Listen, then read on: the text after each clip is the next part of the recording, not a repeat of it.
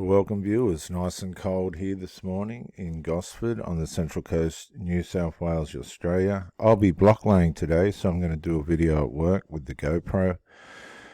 So thank you for sticking around and staying with the channel and stuff. I try and bring deeper kind of insight if I can. I wouldn't say I'm the most intelligent person around, but I do have 30-something years of spiritual and life input, particularly with women and the Lord. So we'll go and see what Elihu is up to now, our little religious fanatic who is advising Job about God. Little grandiose religious fanatic. The godless in heart harbour resentment. Now we went over this before, and this is true. Resentment, viewers, is the great catastrophe of relationships.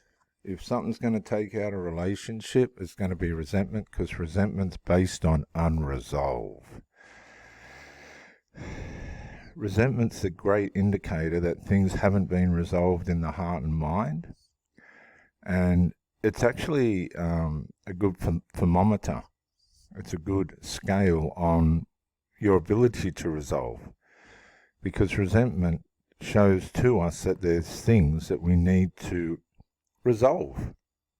Resolve's a very powerful word, and it's something that makes or breaks our relationship usually. Relationships break through unresolved, and the unresolved can be from a past relationship that the person's been in. It might have nothing to do with you, but you can pay for their unresolved. That's why unresolved has to be met head on. Resentment has to be met head on. Otherwise, people in future relationships will suffer from the resentment people harbour in their heart from the relationships that have gone before them. And resentment is a sign of godlessness. Okay? Resentment is a sign of godlessness because that's what it produces. It disrupts the harmony and the unison and the fusion between the two people that are trying to build a relationship. Resentment's the jackhammer that deconstructs the foundations on which people are trying to build. You can't build anything on resentment. Resentment will take out the foundation from underneath it. And that's where godlessness gets in. Godlessness has a gateway, and that gateway is called resentment. Resentment is in the heart by nature. And we have to understand when it's working against us and through us to keep us on our own. Resentment is the great ally of loneliness. It keeps people on their own. Resentment is the power behind the deconstruction of the relationship. And it goes on. It's generational. It pulls everything apart that it can get its hands on. It even pulls the person apart that's got it, because it turns them godless. And it turns them godless in the sense of they just don't look after themselves. Resentment's got a way of just making people age, giving them brain fog, trauma. Resentment's a person turning in on themselves. That's what resentment is. That's why it's so godless. It's harmful. And anything to do with harm is godless. Think of resentment in the heart, blocking the arteries, the emotional arteries, and the health and healing that comes through the health of the heart. Imagine harbouring, keeping it there. I'm going to keep my resentment. You hear people keep talking about keeping their depression and anxiety. Well, what about the people that want to keep their resentment? People are going to pay. It doesn't matter who you are or how strong you think you are. You will pay. You will pay terribly at the hands of somebody else's resentment. resentment's the indicator that something needs to improve. There's something wrong. There's something godless about me. People that harbour resentment, and you listen to them when they talk, they're falling into godlessness, and godlessness leads to destruction. It destroys everything. So the godless in heart harbour resentment. Resentment will lodge itself in the heart when it is allowed to, through godlessness, reckless sex, drug addiction, overuse of medications and recreational drugs will automatically produce resentment, and these people end up on their own. Because resentment is like garlic. When you don't like the smell of garlic on somebody's breath, you can smell resentment in the emotions of people. He goes on, our little religious, righteous, self-grandiose fanatic says, even when he binds them, they do not cry for help. And this is the stubbornness that resentment builds. Now, stubbornness is just so destructive, it's not funny. Stubbornness is the inability to want to fix, help, improve, release yourself from the things that are causing you to be godless and build resentment. They don't want help. They want to stay where they are. I want my resentment. I want my ignorance. And guess what happens? They die young. Now, this could mean at a young age, their emotional, spiritual, physical growth stunts. They remain godless. They don't come out of their destructive behaviors because they're bound. And they're not listening to the message coming from, they're not sensing that this is wrong. It's not good to have resentment. It's not good to be stubborn. And this stunts them even at a young age. And this carries on. It becomes characteristic right through their life. This is narcissistic. It's narcissism. This is the Bible showing you what's happening in the mind and heart of the pathological narcissist. They die in their youth. They cannot, because of their stubbornness, mature. There's always this sabotaging infantile mentality, degenerate mentality in their heart. They harbour it. They like the sense of it. But it robs them of their growth. And they remain bound, emotionally, physically, spiritually bound, which keeps them in what? Godlessness. And they die in their youth among the male shrine prostitutes. The male shrine prostitutes. Now, this has caught me a little bit off guard, this statement. Could that be homosexuality right there? Let's look at another I think we need to look at another version of this. I'm going to open this up. We're going to have to look at another version of this. It's Job 36 and verse 14. We're going to do a bit of a scholastic view of what's happening here. We'll go with the AMP down to 36, 14. They die in their youth, and their life ends among the cult prostitutes. That's the godlessness. See, you become sexually destructive. You can't hold a normal relationship. People won't stay around. See, the ignorance. I said ignorance.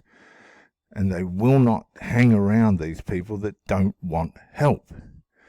So these people pay to find love and affection. They pay, in the end, to go to prostitutes. And the poor old prostitutes, they're bound anyway. They're as godless as you can get, but they're a necessity. God uses these people as a necessity. They stop rapists, and they can even stop somebody developing into a murderer, because they're an outlet where normal society won't accept these people. They go to prostitutes who put up temporarily with the mental deviancy of these individuals. Prostitutes are shunned upon, but in reality, they're a tremendous asset to the community, and they save a lot of domestic and harm in our communities. God rescues the afflicted in their affliction. And we better go back now to our NLT version. So what that really is, it's a terrific verse, because it shows us the necessity of prostitutes in our community, and they shouldn't be frowned upon. They do a tremendous work at the expense of themselves, even though they get paid for it. They're like the sexual nurses of the community, and it's a tremendous price to pay, psychologically and physically, on themselves. And they're just not celebrated the way they should be because of our cultural limitedness in the thinking of this. But by means of their suffering, he rescues those who suffer. Now, this again, he's continuing with his victim mentality. As if you're a victim, you get rescued. And this is, again, the martyr mindset. And this is generational, and it gets passed on. The more you suffer, the more significant you are, the more you deserve to be rescued. And right now, in the year 2023, this is undermining young people, because they're playing on their mental health interpretation of how hard life is, that they are deserving of some kind of reward, and life's never been easier. It's the interpretation of thinking that they're suffering when they're not that's causing them to suffer psychologically. There is so much in this about rescuing people that don't need to be rescued. That's enabling mental breakdown. And this is how dangerous these religious narcissists, fanatics are. You'll find that a lot of religious people pride themselves on their imaginative, fantasized suffering. There's absolutely nothing wrong with them and nothing difficult about their life. Yet they want the applause and the accolades of how much they've done and how much they suffer, and it's pathetic. We need to watch out for that spirit, the spirit of martyrdom and victimism, because a lot of it's fantasized and a lot of it's wrong. It's enabling mental health breakdown. I'm going to have to wind this up. For he gets their attention through adversity. God does, yes, get attention, the attention of people through adversity, but he does not, black and white, cause that adversity. You can see here, adversity is an awareness of where people have arrived to or end up in life. The addict could go to the treatment center and get out of their treatment, get out of their addiction through the treatment. Excuse me. There's ways out of adversity, but it comes by way of shock and realization. People today that are coming out of their addictions and their alcoholism and their wayward sexual behavior are celebrating their victory. That's a massive victory, but a lot of them are staying in it. I've had dozens of friends die because they never found their way out of the bottle or the bong or the joint or the chemist. And this is what happens to people, viewers. You're with Reverend Dr. J.W. Morrison on the Central Coast, New South Wales, Australia, bringing to you the teaching of the Bible and the religious narcissist, psychopathic narcissist, Elihu, who's got it all ballsed up. And that's why you need to really be careful how you interpret the Bible, because you can go right down the wrong road and think it's right. I hope this has helped you. I hope this has educated you a little bit, just to broaden your thinking. Broaden your thinking. It's more complicated than you think out there. And I think this is valuable. I think this is really valuable. People, look, adversity brings people its attention to God, right? And yes, they get their attention. He gets their attention by the things that they suffer sometimes. Some people will just suffer to the grave. Ted Bundy turned to God before he was put in the electric chair, but that didn't help the people that he murdered. It helped him. And that's the paradox of religion. But he was raised in a Christian family as well. People don't realize this, Seventh-day Adventist family, or something of that nature. I'm Reverend Dr. J.W. Morrison, theologist. How do you perceive God? Bye for now.